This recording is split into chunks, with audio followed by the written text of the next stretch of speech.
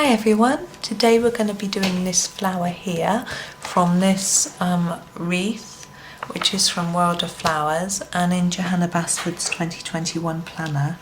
Now I don't know what this is, but I think it looks quite like a rose, so that's what I've called it and that's how I am going to colour it. Now I am going to use a couple of pinks for this rose, number 61 from the Staedtler Ergosoft and number 20. Now these are the same colours that we used up here for this one, this lily, and I think opposites work quite well on this sort of wreath type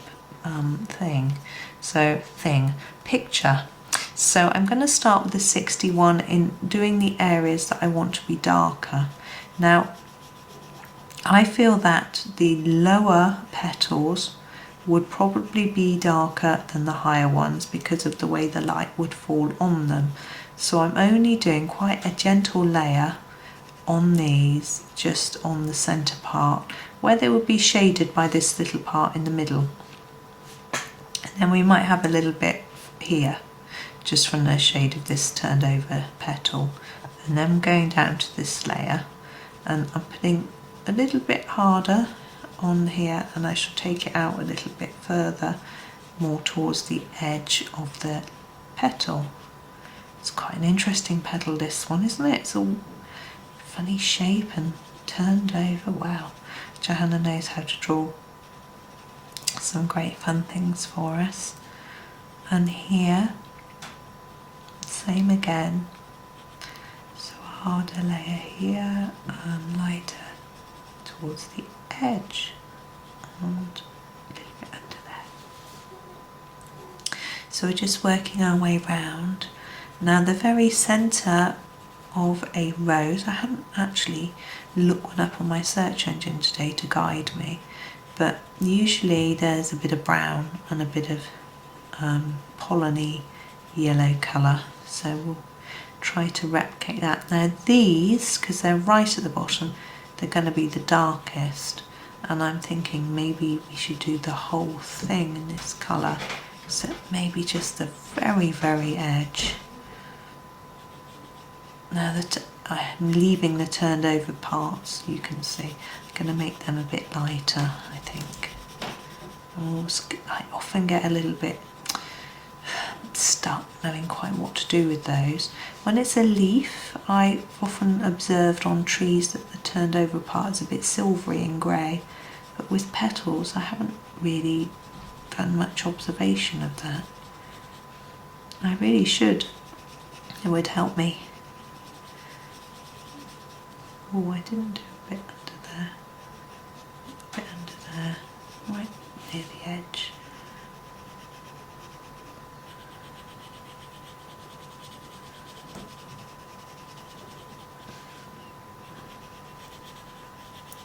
Now you could, because we're doing it darker and underneath where the leaves petals overlap, you could even do some black or dark grey for the shadowing to really emphasise that.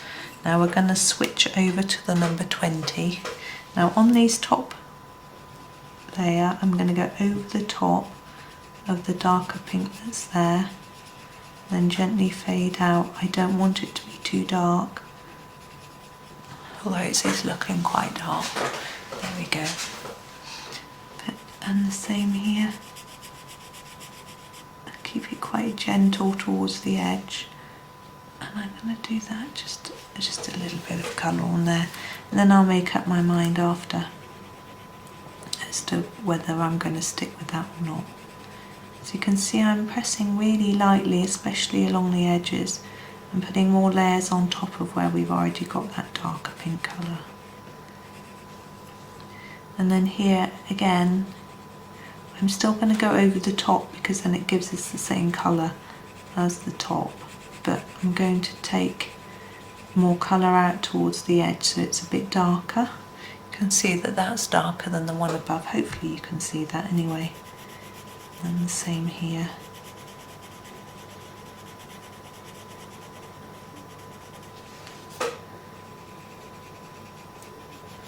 So Johanna's got some really pretty flowers in her World of Flowers book.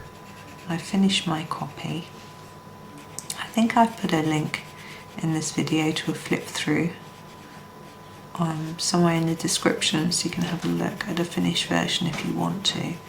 I really enjoyed colouring it, and I also think it's fun to share a flip through of a finished book, because it can help to, I think it just makes you think, wow, someone's actually finished a copy, I can do that too.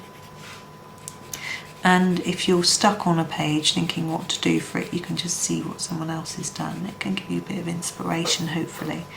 I don't mean that you have to copy everything that someone else has done, but you can just think, gosh, I didn't think of doing it that way.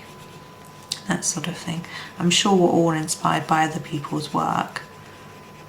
I see some absolutely amazing things on Pinterest, Instagram, etc. I've got accounts on all of those, and I try and like and comment on different things, try and encourage people.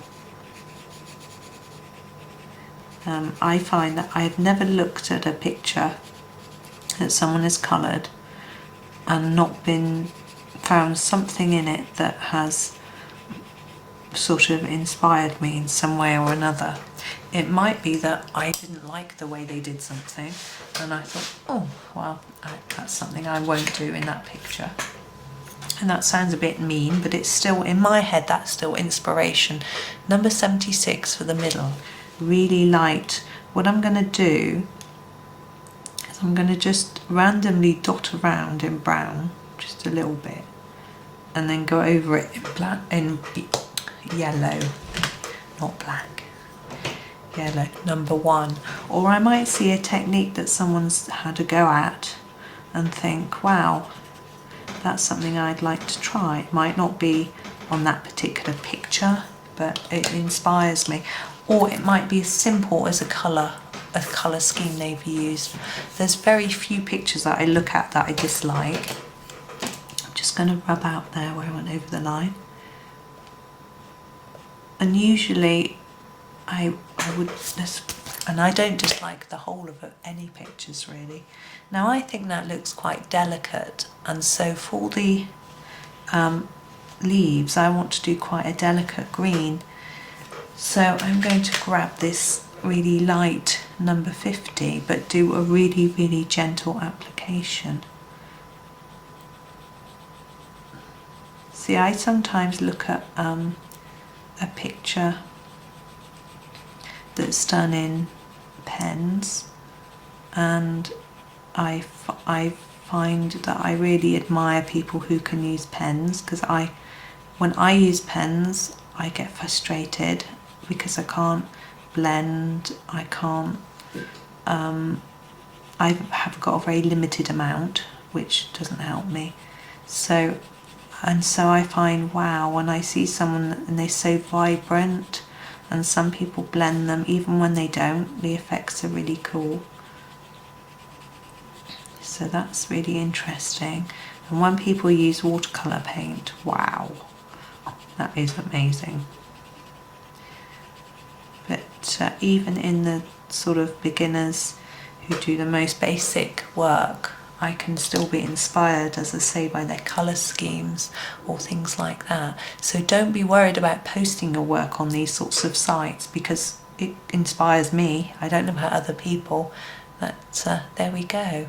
Now, I think we're done with that one. So what I might have done, had I done pens at all in this paint pens, I might have done a few dots of paint pen in the middle of there to emphasise it, maybe some yellow. But because I haven't used pens at all on the page, I think it would be wrong just to do it in one flower. It would look uneven. So if you're going to do a few bits of pen, try and do a few bits across the whole page. So there we go with that one. That's done. The leaves are ever so simple. You could do more with those if you wanted some different bits of colour. I just really wanted to leave them really light, and if I started putting shadow or anything, they wouldn't have been light. So that's that. So thank you very much for watching. Hope you enjoyed it, and happy colouring.